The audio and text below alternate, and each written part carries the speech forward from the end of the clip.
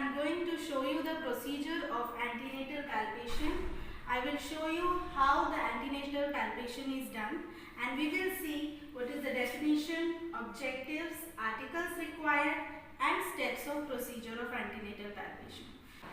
Definition of antenatal examination is the examination of the pregnant women to determine the normalcy of the fetal growth in relationship to the gestational age, the position of the fetus in the uterus and its relationship to the maternal pelvis.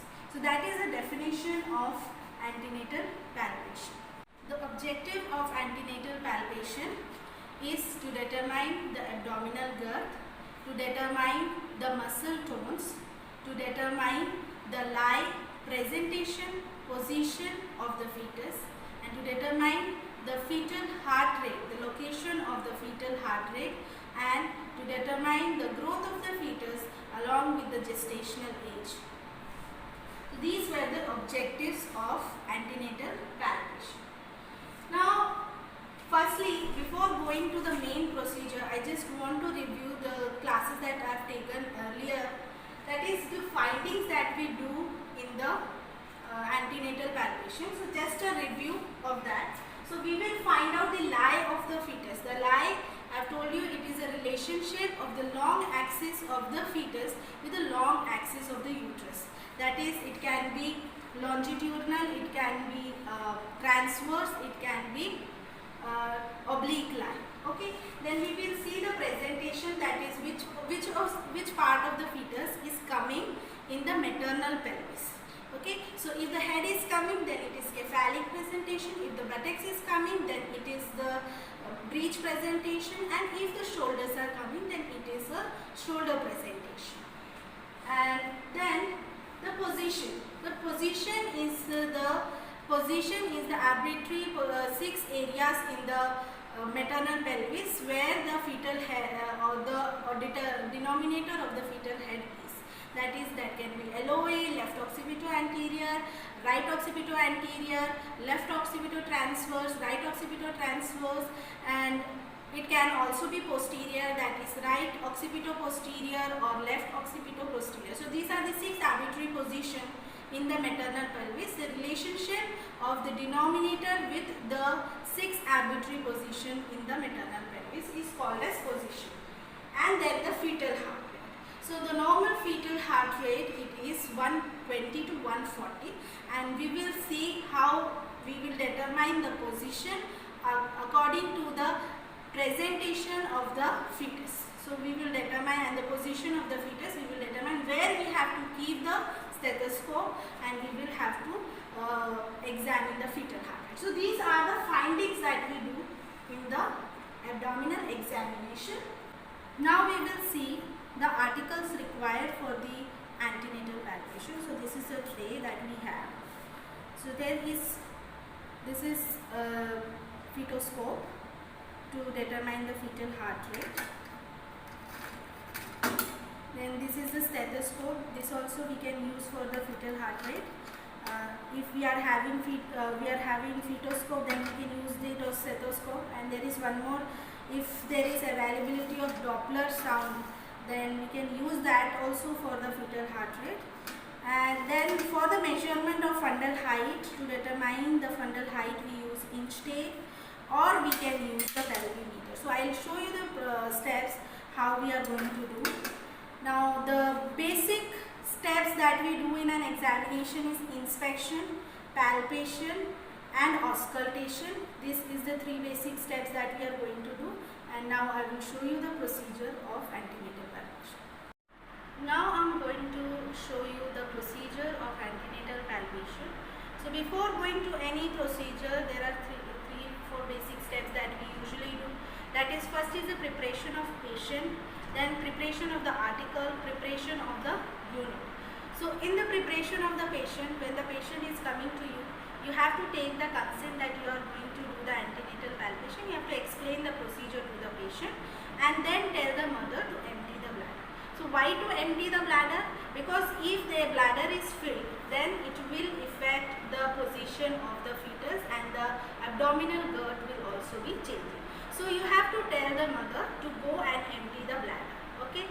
Then the preparation of articles that I have shown you. These are the articles of fetal heart rate. We will abdominal palpation, and we will prepare it beforehand and we will keep it.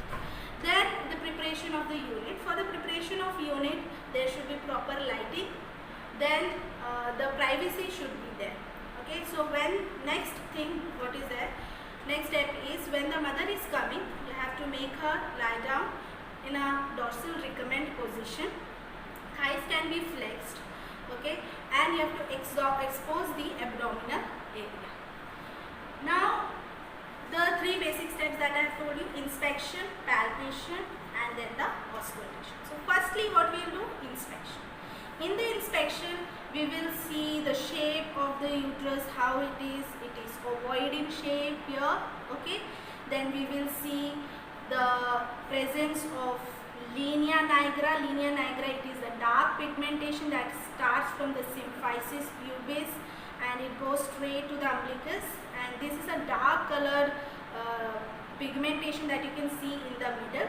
Then there is stria gravidarum, that is the presence of stretch marks. We can see stretch marks that is seen in the abdominal area, that is present or not.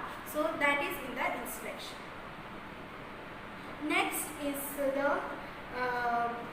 is the palpation, and before that we will go for the next step, that is fundal height. So fundal height, or the abdominal girth and the fundal height, it can be done with the help of the inch tape. And to determine the fundal height, we are having three steps that I will show you, three methods that I will show you. The first method is with the help of inch tape. So with the help of inch tape, what we can do, firstly we have to keep our hands and see and palpate where the fundus is. Okay. So fundus we can see here. I have palpated. Now I will keep the inch tape over the symphysis pubis and then up till the fundal height. So here I am getting 34 centimeters. Okay, so this is the fundal height, 34 centimeters. Second method that I am going to show you is with the help of this pelvimeter. So you can see there is measurements over here. Okay, and what we can do, we have to keep this one end over the symphysis pubis and other end over the fundus of the uterus. Okay, and we can see the fundal height here, it is coming 34 centimeters in this also. Okay, so this is how you can determine. This is pelvimeter. Now the third method that I am going to show you is with the help of the fingers. So usually this uterus, in the fundal height at the 12th week, it is in the maternal pelvis itself. Then it goes up. Okay, in the 16th week it will be here above the pelvis. Then in the 20th week it will be in between the umbilicus and the symphysis pubis, and then in the 22 weeks it will be at the level of the umbilicus. Then after that 22 weeks we can determine with the help of our fingers. We can say finger method. So what we can do here, there is 22. So we'll go 23, 24, 25, 26, 27, 28, 29, 30. This is not usually the correct method, but if we are not having the inch tape or we are not having the pelvimeter, we can do with this method. Fine, it is clear. Then after this fundal height, we will go for the palpation. In the palpation, what we will have to do, there are 4 grips in the palpation that we are going to see. So firstly is the fundal palpation. So you can see how I am standing. I have to face the mother's face and I have to stand here, and I have to keep one hand over the fundus and other hand over this side, and I have to palpate the area what I am going to feel here. So here I feel a regular curve and it is filled and it's not empty. I can feel a regular curve, and now so I determine it is soft also and it is regular and filled. That means it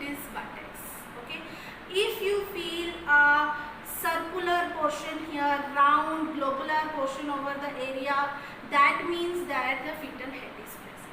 Okay, this is the fundal grip. Got it? Next is second is the lateral grip. So in the lateral grip, lateral means the side. Okay, so now again I have to face the mother and I have to keep one hand over the left and one hand over the right or left side, and I have to feel which part I am feeling. So here I feel a regular curve. Okay, and here I feel an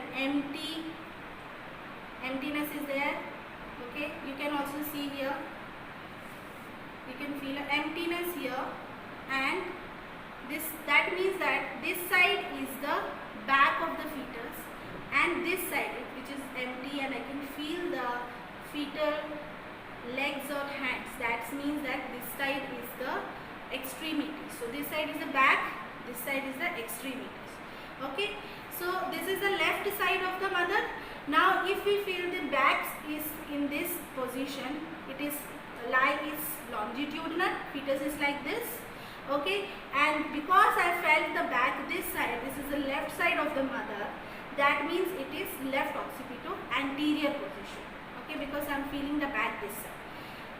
Then next is the first pelvic grip and second pelvic grip. So first pelvic grip, it is I have to face the mother and I have to keep my hands over the lower portion of the uterus, and I have to feel the head of the fetus. Okay, if the head is ballotable, okay, you can feel the fetus and it is ballotable means it is moving, that means the fetal head is not fixed, and if it is not moving, that means the fetal head is fixed.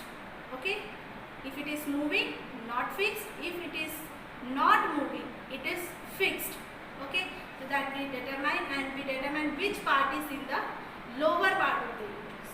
That is in the first pelvic grip, and then the second pelvic grip, I have to go and face the mother's foot, and I have to go and palpate with my both hands in the lower portion of the uterus. I have to feel here which part is coming. So I can feel here it is the head of the fetus, which I can do the palpation also. And if my hands are going like this, because I can grasp the head of the fetus above the symphysis pubis, that means that the engagement has not happened. Okay, the fetal head is above the symphysis pubis and I can grasp it, and this position is called as convergent. Okay, and if you feel like you cannot grasp the head and you feel your hands are going like this is called as divergent, and that means the fetal head is fixed. Okay, so these were the 4 steps in the palpation: fundal grip, lateral grip, first pelvic grip, and then the second pelvic grip. Okay. Now the next part that is coming is the fetal heart rate. Now the next step is the auscultation. Okay, we have seen the inspection, palpation, and the next step is auscultation. In the auscultation, we will determine the position of the fetal heart rate, where we will get the fetal heart rate, and we will determine the fetal heart rate. So now what I have to do is, now we know the lie is longitudinal. Okay, lie is longitudinal. The presentation is cephalic, the head is down. The position is left occipito anterior, because I have felt the back in the left side of the mother. So I came here in the left side.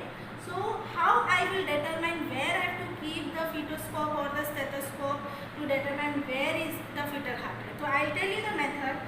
Here we have to see the umbilicus and we have to see the iliac crust. Okay, so I have to make a imaginary line over this area, because this is the left side, and in the middle of this imaginary line I have to keep the fetoscope.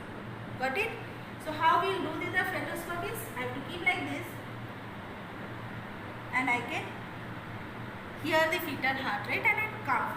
Okay, same way you can use the stethoscope also.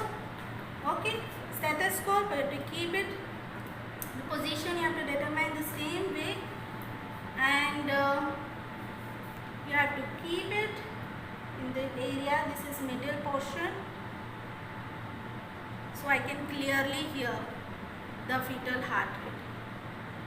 Okay, so this is how you will determine the position of the fetus. Firstly, you have to determine which is the lie, which is the presentation, which is the position.